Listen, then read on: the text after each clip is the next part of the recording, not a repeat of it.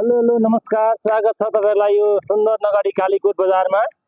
यो कालीकोटको चाहिँ मानमा बजार एकदमै राम्रो रहेछ। यतातिर देख्न सक्नुहुन्छ मानमा बजार एकदम प्राकृतिक रूपले यति राम्रो ठाउँमा आउने अवसर पाइएको छ, एकदमै खुसी लागेको छ।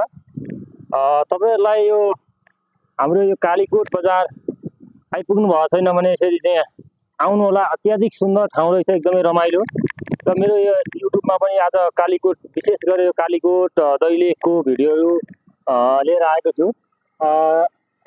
यहाँको प्रकृति नै धेरै रमाइलो, यहाँको एकदमै बस्न लायक हावा, चिसो हावा र एकदमै शान्त वातावरण है, साह्रै रमाइलो। यति अग्लो ठाउँमा यत्रो ठुलो होटल बनाएर राख्नु भएको रहेछ, एकदमै राम्रो लाग्यो, एकदम धेरै धेरै खुसी लाग्यो मलाई। र म चाहिँ पहिलोचोटि यहाँ आउँदैछु, तपाईँहरू पनि आउने प्रयास गर्नुहोला। हामी चाहिँ अब रारासम्मको यात्रामा छौँ।